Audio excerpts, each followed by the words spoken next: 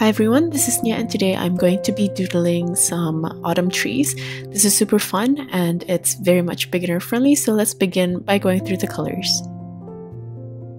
Firstly, this is Buff Titanium by Daniel Smith, Vermilion by Holbein, Yellow Ochre by Holbein, Quin Sienna by Daniel Smith, Rose of Ultramarine by Daniel Smith, and Sepia by Holbein. I'm also going to be using my colored pencils. This is just a cheap hobby grade watercolor color pencils by Faber-Castell, and they don't even have names for the colors, instead they have numbers. So in case you have the same one and you want to use the same colors, here are the numbers. Let's begin to paint straight away. Here I have a mix of Quin Sienna and Vermilion, and on the side I also added a little bit of Ultramarine Violet. I'm just starting with an oval. And while the surface is still wet, I'm going to tap in a little bit of that Ultramarine Violet in one area and just let the color mingle with each other. For the next one, I'm going to create a circle. As for the color, I used the previous mixture with added yellow ochre, and I'm also going to tap in a bit more yellow ochre in one area, just like before.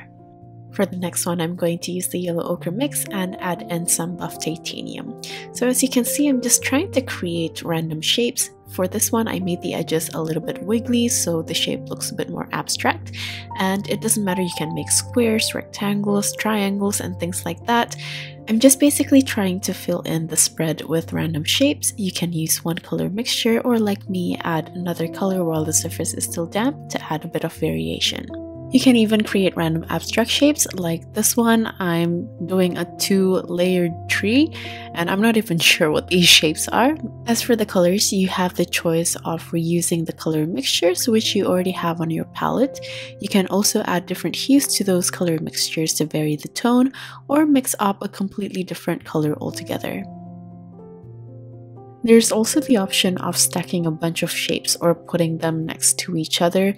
I personally wanted to use more rounded shapes though, so I'll be using ovals and circles. And for the more angular shapes like squares, rectangles, or triangles, I personally like to round the corners. By the way, each of these shapes are going to be trees, so I personally like to leave out a little bit of space underneath the shapes for the stems. I'm sure you guys know what to do by now, so I'll just leave you guys to it for this step. Enjoy mixing up the different colors and painting on different shapes.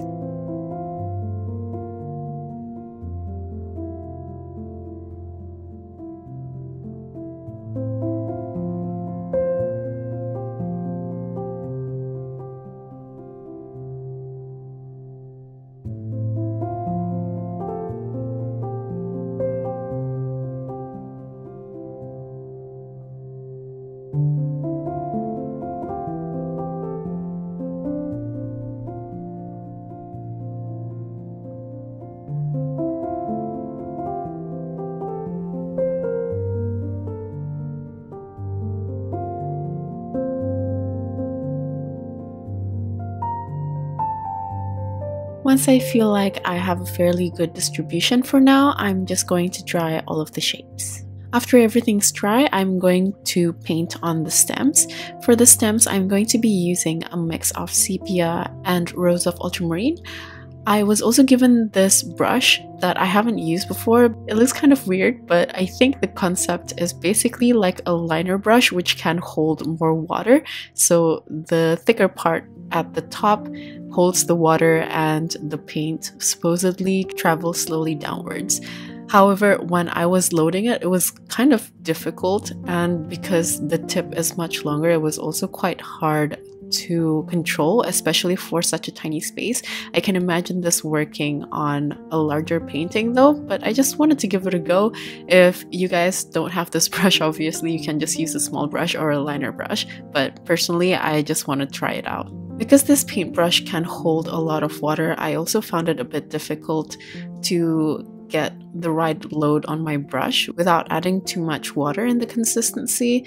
So I was just trying to figure this out, but personally I didn't mind the thick stems because I find that it looks cuter that way anyway. I also tried to add extra details like leaves for the tips of those stems. You don't have to add the details now. I just personally wanted to try it out while I was still holding this brush. It was quite difficult, so I would definitely recommend for you to use your normal small round brush for this. But yeah, I just personally wanted to experiment a little bit with this brush.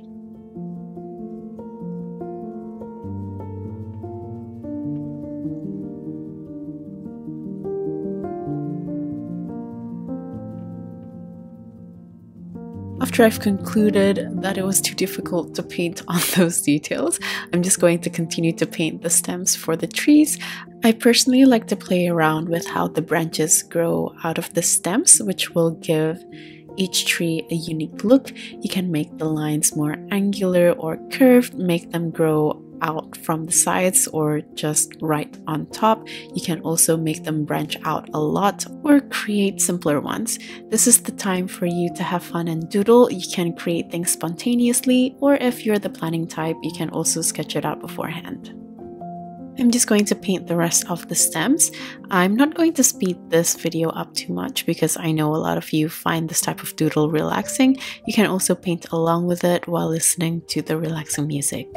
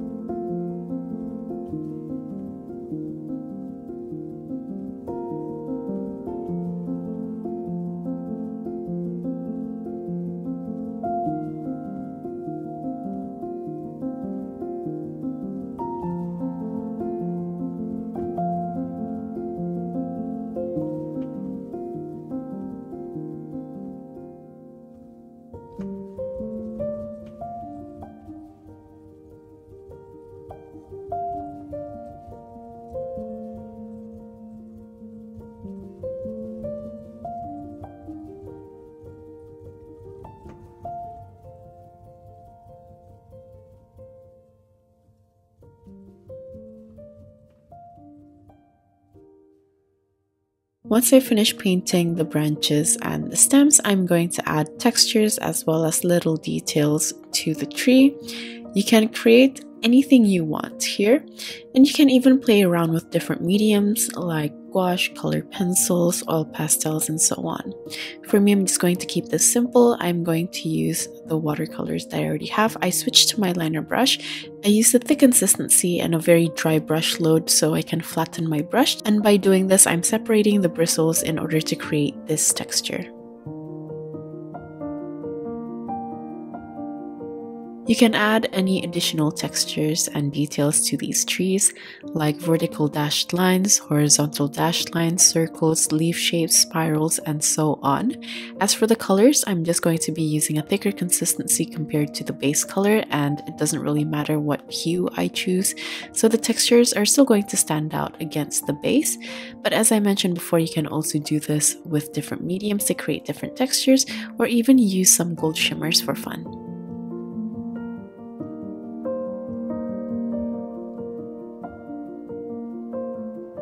After painting on the textures for some of the larger trees, I also realized that some of the stems or the branches are a bit too light, since I couldn't really predict the consistency while using the previous brush. So here I'm just going to go over some of those branches again, using a thicker consistency to darken the value from a mix of sepia and rose of ultramarine.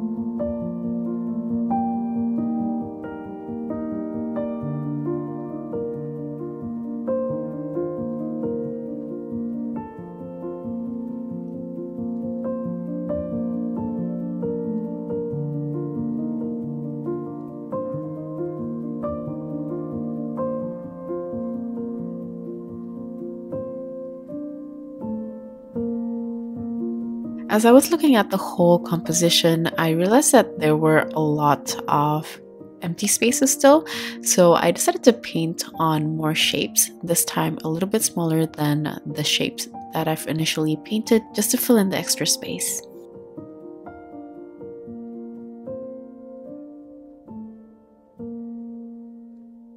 There's just a tiny bit of space on the bottom right corner of my page, but it's a little bit too small for me to paint on another tree, so I decided to just paint on some bushes. I feel like it's a bit weird if I only put one bush for the whole composition, so I decided to paint a smaller bush on the left side of the page as well. Then before adding on the stems, branches, and details, I'm just going to quickly dry it off.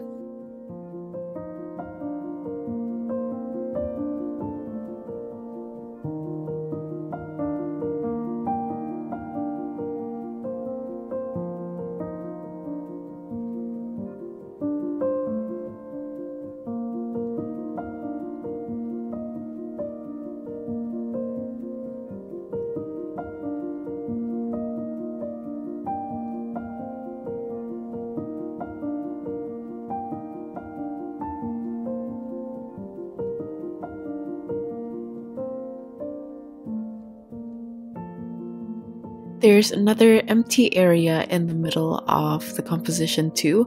So in the beginning, I just painted on some grass textures, but I didn't really like it, so later on I'm going to paint on more of the bush. I'm also going to add the grass textures on top of the bush textures as well. Make sure the surface is completely dry though, so the line stays nice and crisp.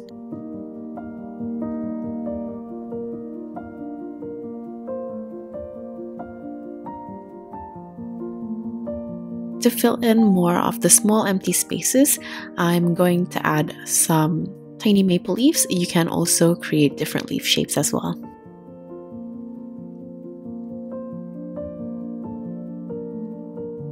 Here I'm adding on more of the grass textures using an orange mix, and I'm also going to add on more of the bush. So those are basically my filler elements. I'm just going to add them until I find balance in the composition.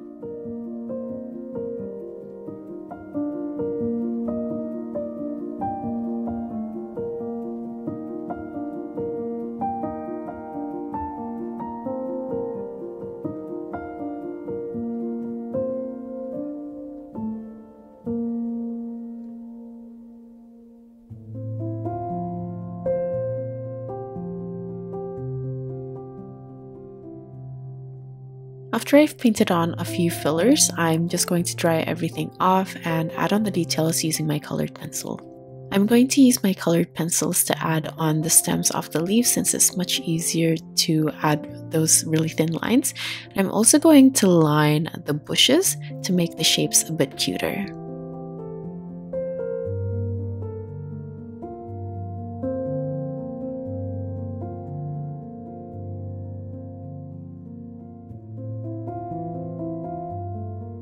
For the smaller trees, sometimes I feel like it's much easier to add on the details using my colored pencils, especially if it's tiny little circles, which is what I'm doing here.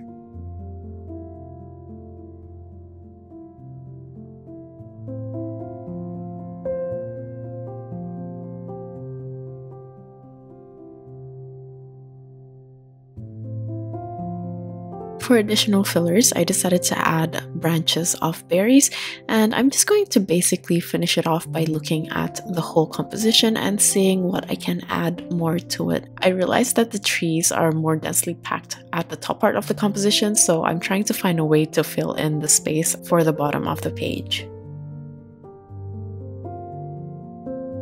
I came to the conclusion that I'm going to make the trees look wider at the bottom of the composition. This way I can lessen the space in between those trees horizontally, and to add to the width, I'm going to add small overlapping shapes over them.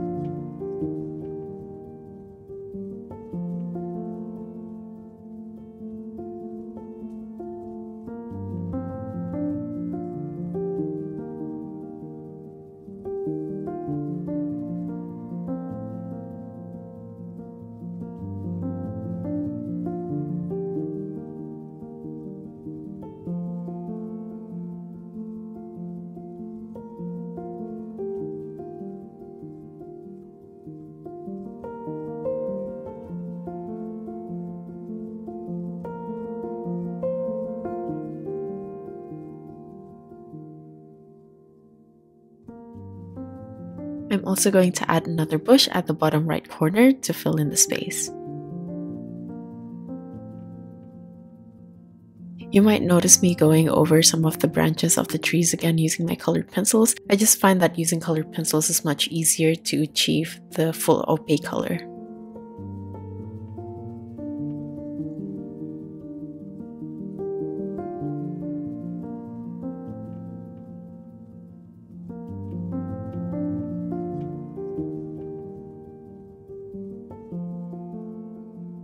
I'm just going to add some final touches, and that's basically it for this doodle. This was so much fun and relaxing for me to paint, and I hope you guys enjoy painting along to this one as well. If you're new to this channel and you enjoyed watching this video, please consider subscribing for more content like this.